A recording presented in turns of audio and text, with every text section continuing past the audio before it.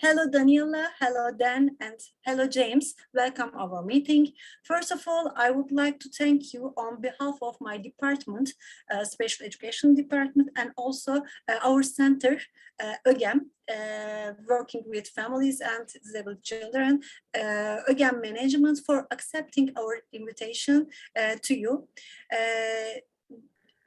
Daniela Cisera, ben öncelikle Daniela Cisera hakkında biraz bahsetmek istiyorum. Perkins Körler Okulu için Uluslararası Ortaklıklar Müdürlüğü yapmaktadır. Partnership ortaklık diye çevirdim ama ilişkiler olarak geçer miydi bilmiyorum. Uluslararası Ortaklıklar Müdürü ve Uluslararası Danışmandır. İngiltere'deki Birmingham Üniversitesi'nin uluslararası gelişim alanında yüksek lisans derecesine sahiptir ve az görme terapistidir.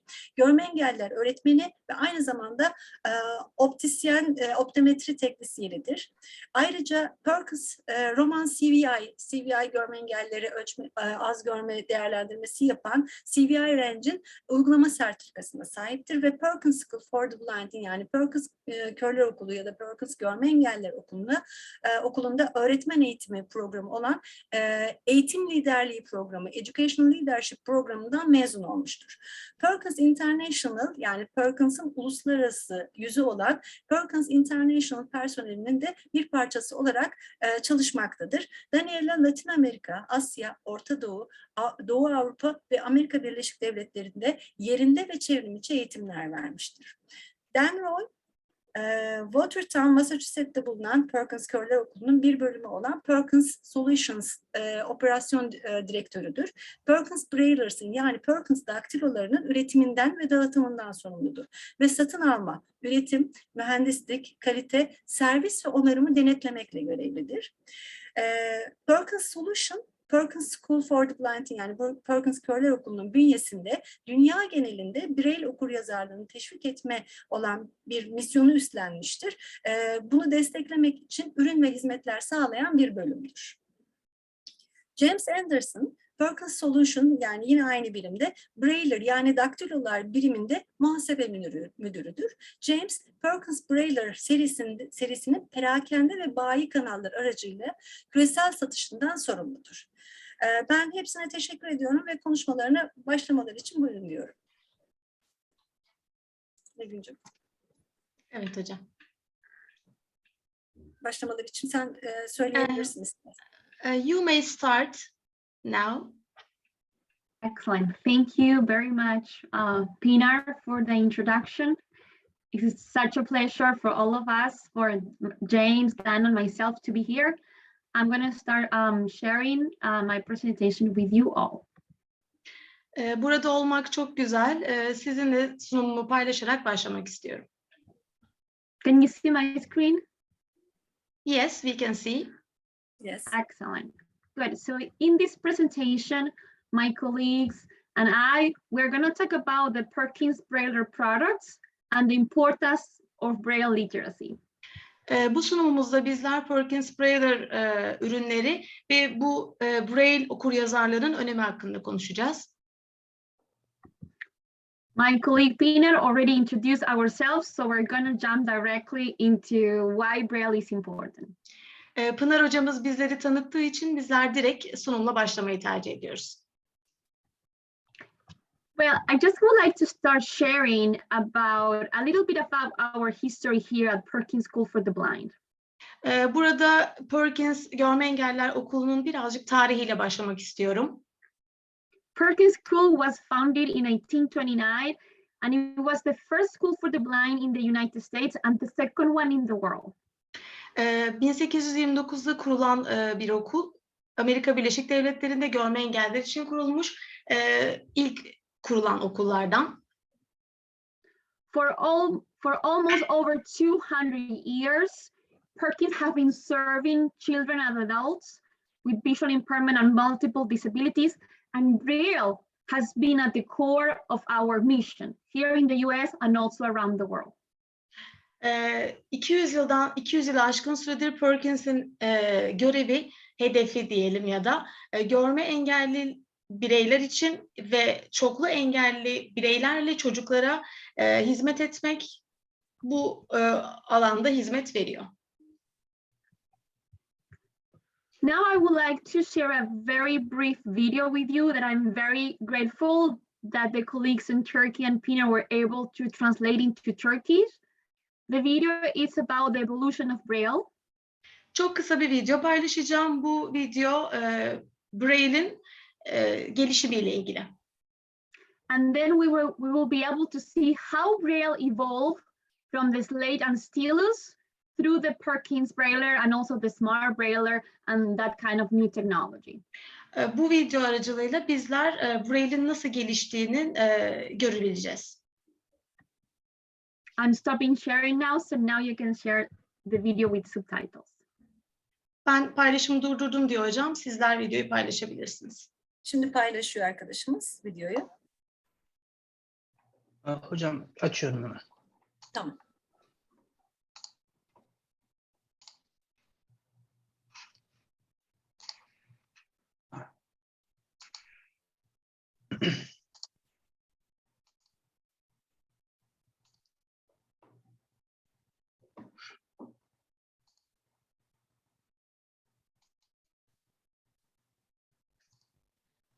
National Braille Literacy Month.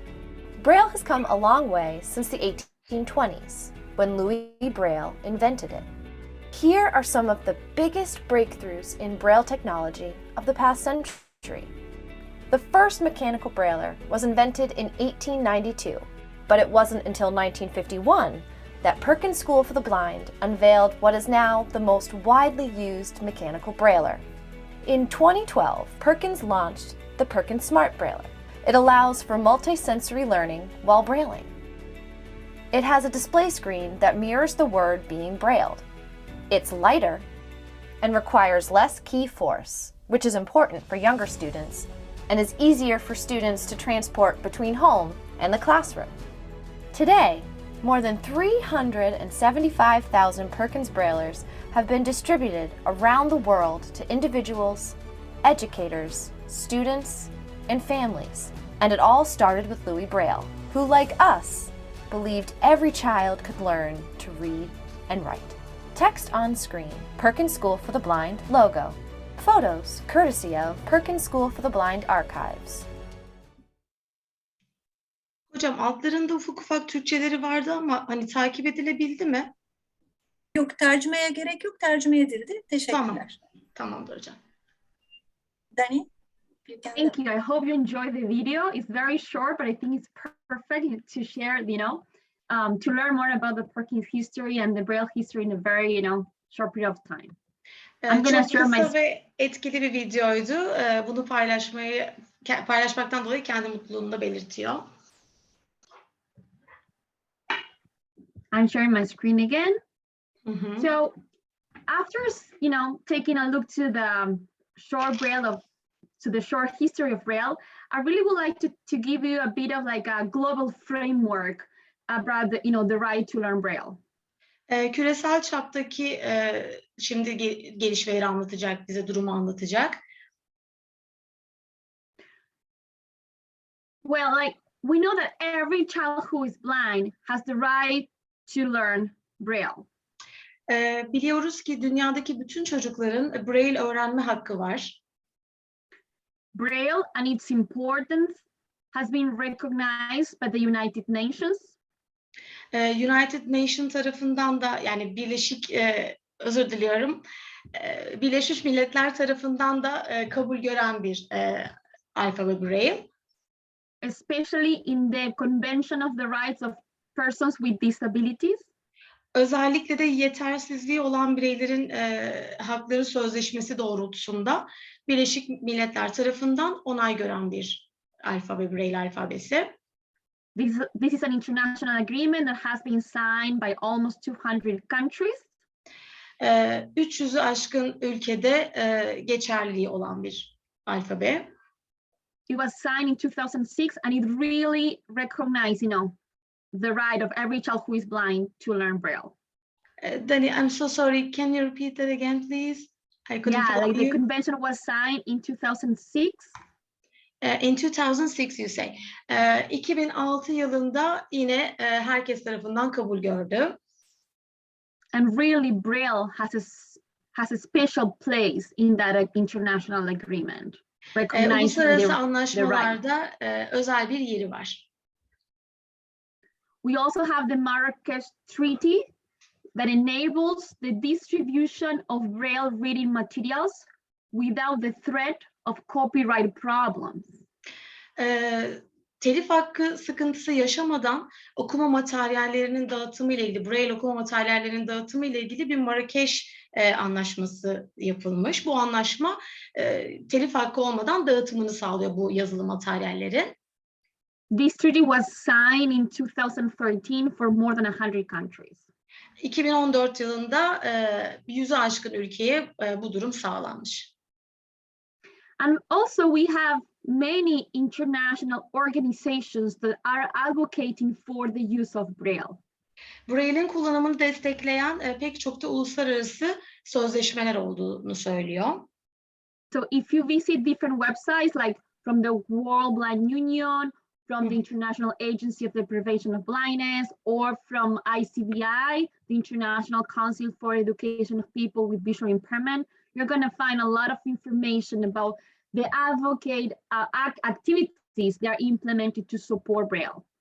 Braille'i destekleyen bu Dünya Görme Engelliler Birliği, Uluslararası Görme Yetersizliği Önleme Kuruluşu ve Uluslararası Görme Yetersizliği olan bireylerin eğitimi kurulu ile ilgili bilgileri web sitesinden sizler de alabilirsiniz. Orada bilgiler de mevcut. So now we learned about the history. We are in agreement about the importance of Braille at a global level, but we need to acknowledge the challenges we face in the use of Braille. Tarihinden biraz bahsettik. Şimdi de uygulamadaki sıkıntılarımızdan, zorluklarımızdan biraz bahsedeceğiz. For example, data is showing us that only 10% of the kids who are blind in the US are learning Braille. Veriler bize gösteriyor ki Amerika Birleşik Devletleri'nde %10'dan az kişi Braille öğrenebiliyor. We also know that Braille literacy is not supported in many mainstream or regular schools around the world. Pek çok devlet okulunda ya da kaynaştırma okullarında Braille eğitiminin desteklenmediğini de biliyoruz. There is a critical shortage of teachers who are qualified to teach Braille. Braille öğretecek olan, Braille öğretme yeterliliğine sahip öğretmenler konusunda da bir kısıtlı bir durum var. And also in many low-income countries, like where I'm from, Argentina, Braille equipment could be expensive to afford. Düşük gelir düzeyine sahip ülkelerde de Braille ekipmanlarını sağlamak tabii ki birazcık pahalı kaçıyor. Biraz buna gücü yetmiyor bu tür ülkelerin. But despite of the challenges, Braille does matter. Braille ciddi bir konu. Braille bizim bir konumuz. Önemli. So let's do now a very quick exercise. Çok hızlı bir egzersiz yapalım, bir practice yapalım. Let's imagine a regular classroom in anywhere in the world. Dünyada herhangi bir sınıf hayal edelim. And imagine the teacher saying to the students, Ve öğretmenlerin öğrencilere şunu söylediğini düşünelim. we are not going to learn to read and write anymore. Instead, we're going to use TVs and tablets and iPads. Artık okumuyoruz, yazmıyoruz. Bunun yerine tabletler kullanıyoruz, iBox'lar kullanıyoruz.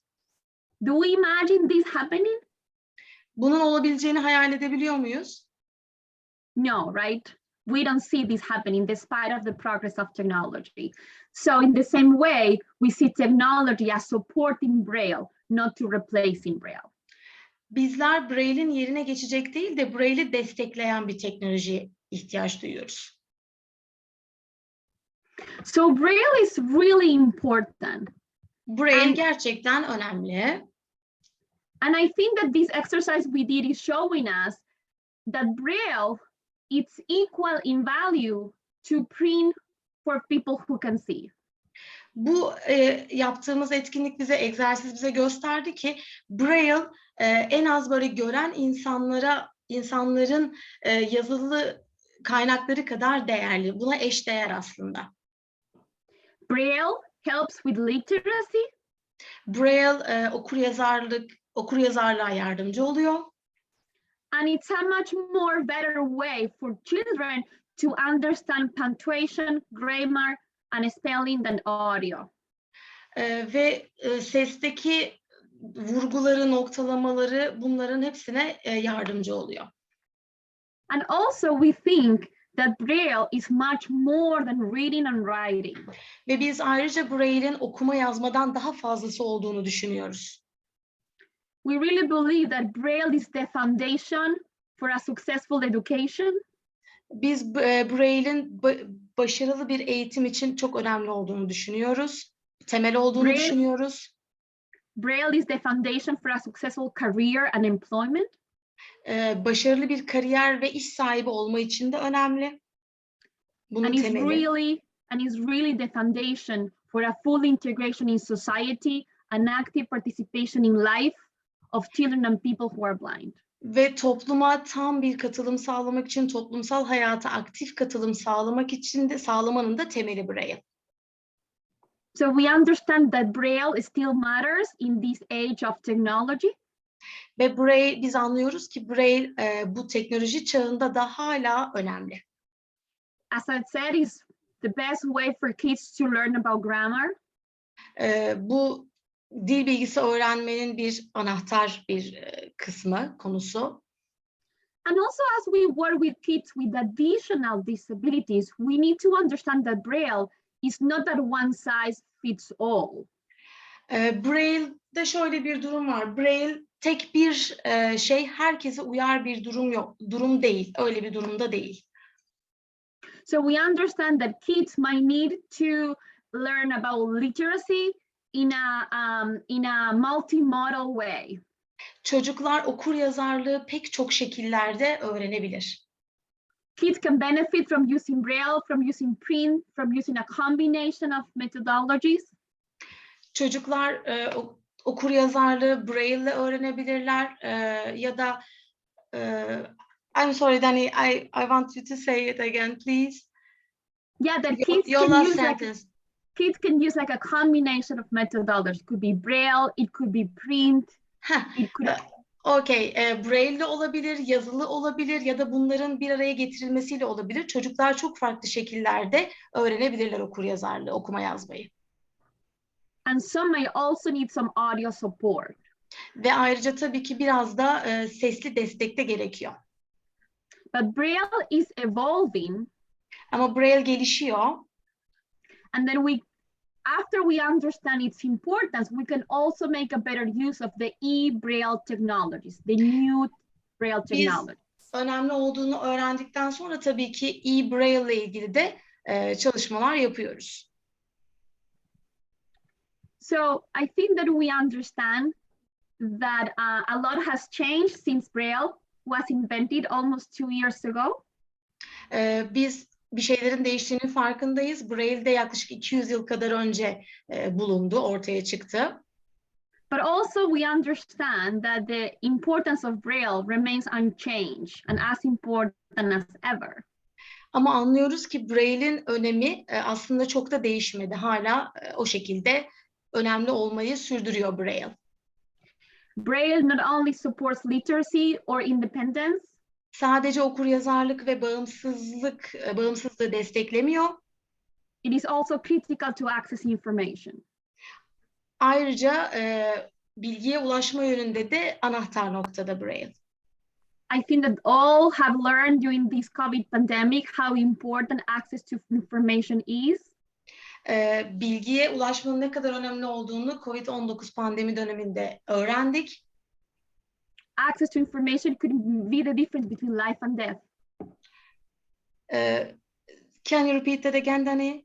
Access to information could be the difference between life and death.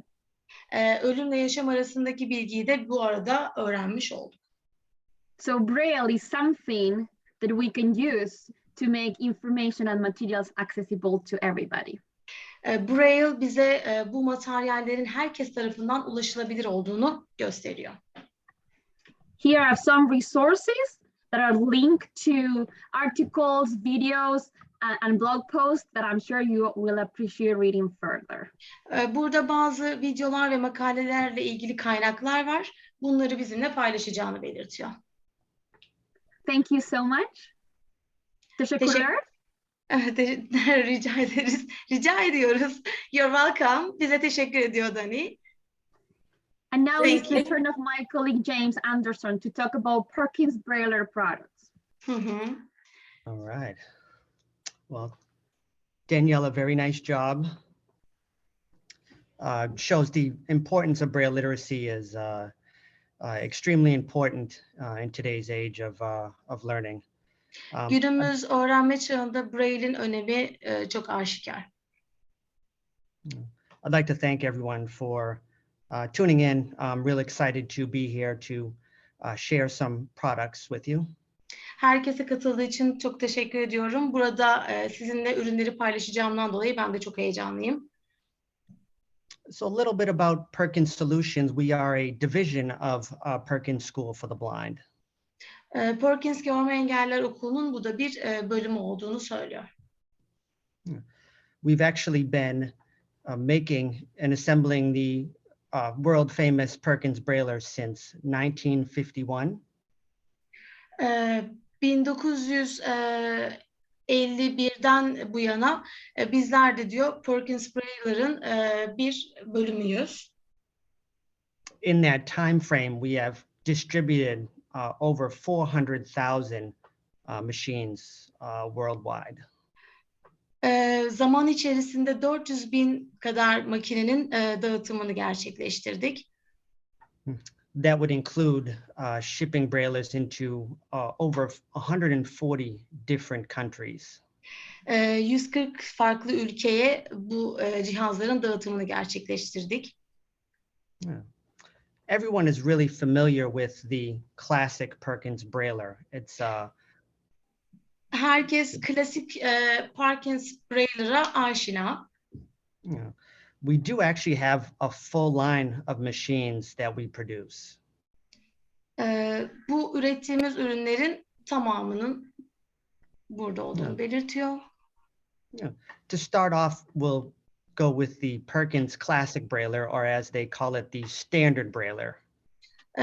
Standart Brailler ya da Perkins Brailler olarak adlandırılanla başlayacağını belirtiyor.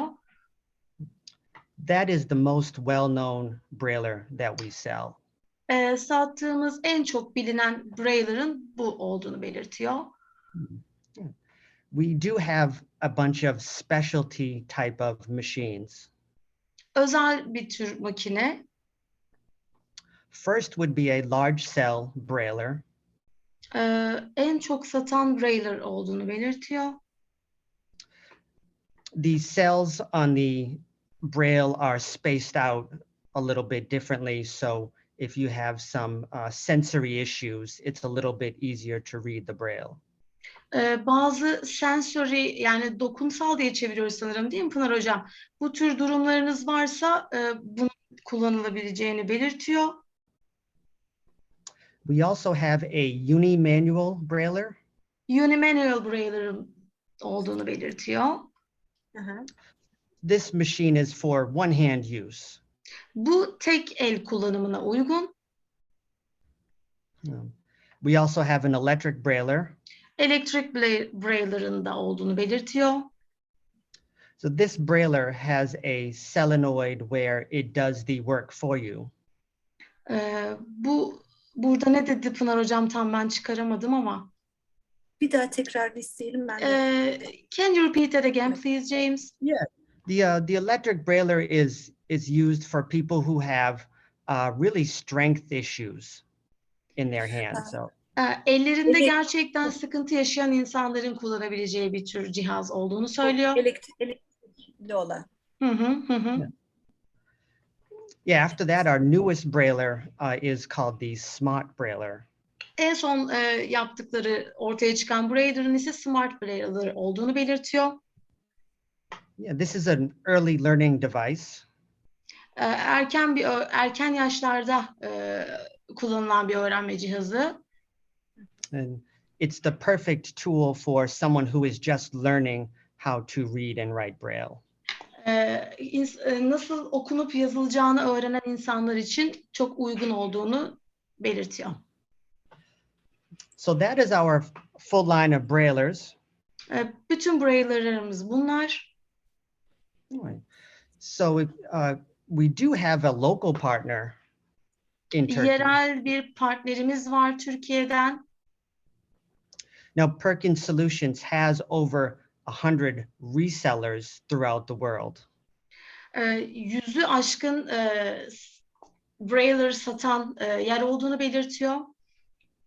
And we're lucky to have a company called EMO located directly in Turkey. Ve Türkiye'de IMO adında bir kuruluşun bulunmasıyla ilgili kendilerini şanslı hissediyorlar. They sell the Brailler and also a lot of adaptive technology. Brailler ve pek çok uyarlayıcı teknolojiler sunduklarını söylüyor EMO teknolojinin. And lastly, I just included my contact information if there were any questions that would come out after the presentation. Son olarak iletişim bilgilerimi paylaşıyorum. Sunum sonrasında sorularınız ya da bana ulaşmak isterseniz buralardan ulaşabilirsiniz. And thank you very much for letting me be a part. Yer almama müsaade ettiğiniz için teşekkür ediyorum diyor kendisi. Biz teşekkür ediyoruz. Thank you very much, James.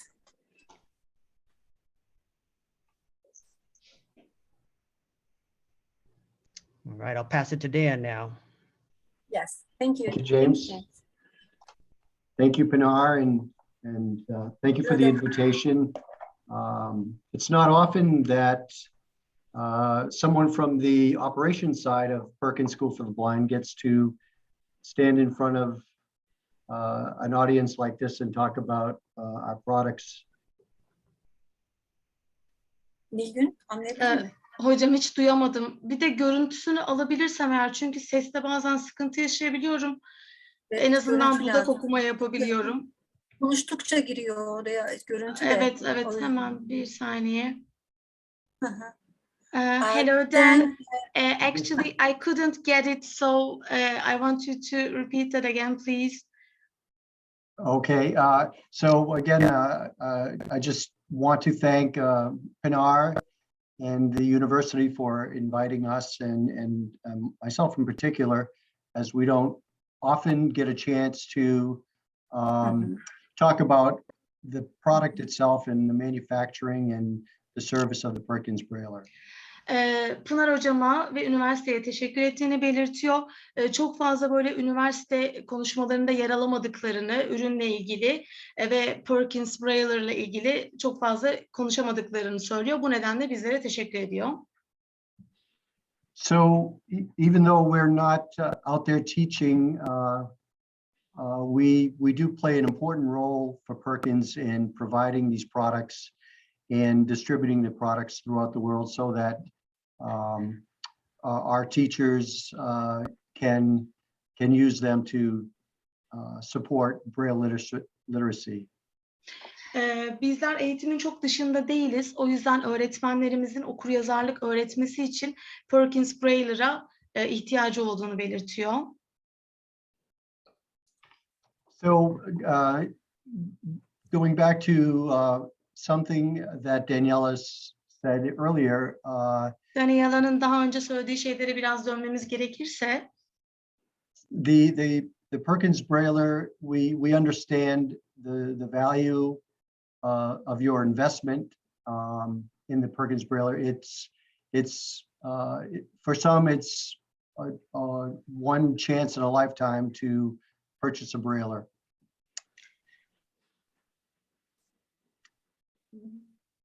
Bizler sizin bu şeylerinize önem veriyoruz, değer veriyoruz. So we manufacture the Perkins Brailler with the utmost in quality, and because you've made such a large investment, we want to make sure that the Brailler will last you for as long as you need it. Perkins Brailler'lar en yüksek nitelikteki, kalitedeki materyallerle üretiliyor diyor. So the Perkins Brailler, the classic standard Perkins Brailler is an all metal construction throughout, and it's designed to be very durable in even the harshest conditions. Metal bir yapıya sahip ve bu metal yapı onu daha dayanıklı hale getiriyor diyor. En sıkıntılı, en zorlu durumlarda bile bunu sürdürebildiğini belirtiyor. So under normal use, in proper care, the Perkins Brailler should last you a lifetime. Normal bir kullanım ve uygun şekilde bakıldığında Perkins Brailler'ın yaşam boyu sürdürülebilir olduğundan bahsediyor. So now I want to talk a little bit about Brailler Service. Biraz Brailler hizmetlerinden, servislerinden bahsetmek istiyorum. So the other really important thing that we provide for not only for Perkins, but around the world is we do provide training to service and repair your Perkins Brailler. Brailler ile ilgili önemli bir konu da bizler Brailler ile ilgili sadece Brailler'ı sunmuyoruz, aynı zamanda Brailler'ın eğitimini de sunuyoruz diyor. So as we prepare this presentation, Daniela coined this phrase as a call to action, and very appropriately. We're asking for those users and teachers and support people to understand the importance of keeping your Brailler in good working order. Bizler bu sunumu hazırlarken Daniela bu call to action ifadesini kullanmış. Yani harekete geçme çağrısı anlamına geliyor. Bu kullanıcılar için, öğretmenler için ve insanları desteklemek için olan bir durum olduğunu belirtiyor bunun. As many of us know, Braillers sometimes will get lost in a closet in a classroom because they no longer work. I couldn't get it then. Braillers in schools sometimes end up in disrepair, and they're put aside in closets and whatnot, no longer able to be used in the classrooms. Bazen okullardaki Brailler'lar da sıkıntı oluştuğunu belirtiyor. Bu sebeple de sınıflarda kullanılamaz hale geldiğinden bahsediyor. So most Braillers, because they're all metal construction, they don't normally break down, but they do require periodic cleaning. Bütün metal ürünler tabii ki hani birdenbire böyle bozulmaz ama onların temizlik için yani ara ara hani periyodik olarak temizlenmesi gerekir. So we've started a program at Perkins where we've trained ELPs and we've trained TVIs to learn how to understand when the Brailler needs to be cleaned and lubricated. ELP ve TDI'lerde başladığımızda diyor, Braille'in iyi çalışması için temizlenmesi gerektiğini belirterek başladık buralardaki eğitimlere diyor. So I've included a hyperlink to a general maintenance video that you can find on our website that will show you step by step how to clean and lubricate your Perkins Brailler. Perkins Brailler'ınızı nasıl temizleyip nasıl yağlayacağınızla ilgili adım adım aşamaları anlatan video sitede mevcut. So statistics say that 75% of Braillers that are not functioning properly only need to be cleaned and lubricated. İstatistikler gösteriyor ki yaklaşık %75'i Brailler'ların temizlendiğinde iyi bir şekilde işlevine devam edebiliyor. So I would encourage everyone to take a look at the video and not be not be afraid to clean their brailler. Herkese videoya bir bakış atmasını istiyorum, bir bakmasını istiyorum ve Brailler'ınızı temizlerken çekinmemenizi, korkmamanızı tavsiye ediyorum diyor. And lastly, I just want to say, currently, we do not have a service and repair center in Turkey. Son olarak şunu söylemek istiyorum. Türkiye'de herhangi bir tamir, bakımla ilgili bir kurum ya da kuruluş yok şu anda. And again, I would encourage anybody that's interested in servicing and repairing brailers at a higher level to contact Perkins to find out just how they could go about doing that. O yüzden herkesi en üst düzeyde olacak şekilde Perkins Brailler'ının bakımını üstlenmesini, ona bakmasını tavsiye ediyorum. Herhangi bir sorunla karşılaşılmaması adına. So I'll end with a quote from a famous gentleman from the United States, Ben Franklin. He said, "An ounce of prevention is worth a pound of cure." And just a little bit of care for your brailler will go a long way into keeping it operational, keeping it in classrooms where they really need to be. Ben Franklin'in bir sözüyle bitirmek istiyorum diyor. Sunumunda altında yazan söz. Bu ortalama olarak şöyle bir anlama geliyor. Hani bir miktar Türkçesini tam çıkaramadım hocam. Prevention, önlem, bir miktar önlem, bir dizi, pek çok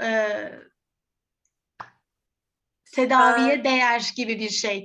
Yani biraz önlemle bir şeyler ilerlemeden daha rahat tedavisini bulabiliriz gibi bir şey. Zaten en sonunda da şunu söyledi. Operational olarak, yani hani işlevsel olarak Braille'lerin devamlılığını sağlamak adına genel bakımın çok önemli olduğunu belirtti. Again, I thank you for allowing me an opportunity to speak with you, and we enjoyed it very much. Thank you. Sizinle konuşma fırsatı verdiğiniz için çok teşekkür ediyorum. Çok keyif aldım. Şimdi chat kısmını açabiliriz soru sormaları için. Bunu da çevirebilirsin Nilgüncüğüm, sevinirim. Tabii hocam. Bir de şey söyler misin, onları çevirebilir misin? Bu dene sormak istiyorum ben. Yeni sorular chatten gelene kadar dene sormak istiyorum. Bizim de ülkemizde şu an okullarda dediği gibi atıl vaziyette duran ve bozulmuş brailler'lar var. Bunlar için nasıl bir yol izlemeliyiz ya da nasıl bir destek alabiliriz onlardan? En son konuşan kimdi hocam? Tamam. Pınar Hoca has a question for Dan Roy. She is saying that in our schools we have so many broken braillers. What can we do for them? Is there anything that we can do to repair it, let's say? Yes, so the first thing I would do is to watch that video. We also have written instruction. We could, maybe with your help, Pınar, we could have it translated into Turkish. But based on our experience, many of the braillers in the classroom really just need to be cleaned. So having some people watch the video and try it, you really can't break it. All you can do is good. So I would encourage that you start there and just see how far that takes you. Hocam söylüyor, videoyu izleyebilirsiniz diyor. Orada yazılı bir yönergede olduğunu belirtti. Dilerseniz Türkçe'ye de çevrilebilir dedi o yönerge için. Bir de deneyimlerimize dayanarak genelde bu şekilde söylenen braille'lerin sadece temizlik ihtiyacı olduğunu söyledi. Hani temizlendiğinde bir şekilde daha iyi duruma gelebildiğini belirtti. Thank you then. I will try. Fix it that. I will try. And Pinar, we're always available here, so you can reach out to me or any of your colleagues at any time if you have questions. You know, we could start with small steps and work our way to maybe getting somebody out there in that area trained to do minor repairs and advanced repair to get the brailers that need a little more attention than just cleaning. Her an ona ulaşabileceğinizi, bu konuda hani onun da adım atmak istediğini söyledi. Bu konuda eğitim de verebileceğini söyledi. Eğer temizlikten daha fazla bir şey yapılabilecek bir durum varsa da onunla da ilgilenmek istediğini belirtti. Thank you very much. It is so valuable for us. Şimdi sorulara bakalım. Buradaki sorularımızdan neler var diye. Daniela bu arada Braille Perkins'tan bu şeyi paylaştı. Bir adres paylaştı. Buna arkadaşlar girip bu linke bakabilirler. Evet, genel bakım için olan bir link. Genel bakım için diye yazılmış, evet. Buna bakabiliriz. Özlem Karay, merhaba hocam, Braille'lerin temizliği sitede var dediler. Tamam, bunu aldık, siteye ulaşabiliriz dedik. Bu anlatılan cihaz ne işe yarıyor? Tam olarak ben görme engelli olduğum için anlayamadım. Anlatılan cihaz şeydi, Brailler, yani Braille Daktilo. Perkins Braille Daktilo ve onun sesli olanı var. Yeni Smart Braille Daktilo'ydu. One person asked to us, what is this machine? I told to them, this is Perkins Brailler. We talk about the Perkins Brailler because he is visual impairment and he says, I couldn't see video. I'm so sorry. Özür dileriz Süleyman. Biz anlatmadık, betimlemedik, o yüzden oldu. Evet. Sanırım bu kadar. Teşekkür edebiliriz. Sanırım soru bu kadar. Şu an soru gelmedi. Ya da bir iki dakika daha bekleyelim. Ondan sonra söyleyelim benim. We will just a little bit, 1 or 2 minutes. Maybe some people wants asking a question. And then we will finish our session. Sure, questions are welcome. And I would also like to remind people that, you know, people can send us email or reach out to us at any time. İnsanlar bize diledikleri zaman mail atabilirler, diledikleri zaman bizimle iletişim kurabilirler. Bunu söylemekten de çok hoşnut olduğunu belirtiyor. Could we share your presentation? Yes, of course. Okay. Şimdi paylaşalım o zaman buradan. Ben göndereyim, onu paylaşalım. Nereden almıştım? Daniela, where can you send me your presentation? WhatsApp or email? I couldn't remember now. I already sent my presentation by email in PDF format. Okay, thank you. And if people need, some PDF, it's not that accessible. So if you also need to share with some, you know, colleagues the presentation in, you know, PowerPoint or Word format, in order for it to be more accessible, let me know and you can do that. Eğer PDF olarak sıkıntı yaşarsanız hocam farklı formatta da gönderebilirim dedi. Teşekkür ederim Nilgün. Ben şimdi şeyi arayayım bir, nereden gelmişti mesaj diye, ona bakayım. Soru yoksa şey yapalım. Bana da göndermiştiniz hocam Braille product'lara. Oradan paylaşabilirsen sevinirim. Ben bulamadım şimdi. Ben hemen WhatsApp web'imi bağlayayım. Tamam. No more question, I think, and I want to say so thank you, so big thank you, because you attended our meeting, and this subject I think so important. Daniela's told about the importance of Braille literacy. It's important, and our goal is this meeting, and also this is so different for us, Brailler products, because so many people know about the Perkins Brailler, because maybe it's so separate all separate, not correct word, I know, separate all world, but this is I think so unbreakable Perkins Brailler. I think, I know that, like that. Evet, Perkins Brailler dünyada çok kullanılan bir daktilo ya da marka diyeyim ve bildiğim kadarıyla en sağlamları arasında ama yine de bozulma olabiliyor. Buradan yararlanabiliyoruz. Okay, thank you very much all of you. Katıldıkları için tekrar teşekkür edelim Nilgün hepsine. We would like to thank you all to participate our presentation. Sunumumuz bitti. Our session is Over. Finished.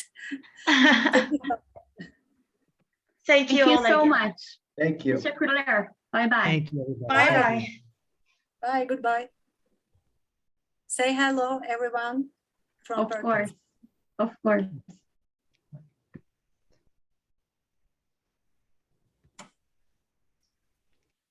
Evet, sevgili dostlar, arkadaşlar, bizi dinleyen tüm katılımcılarımız, bugünlük oturumumuz burada sona ermiştir. Presentation'ı da yani sunumlarını da paylaştık sizinle.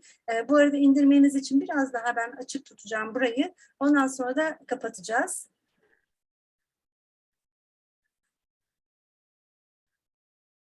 Bu görmeyen arkadaşlar için PDF formatta, okunamıyor formatta sanırım. Biz onu dönüştüreceğiz.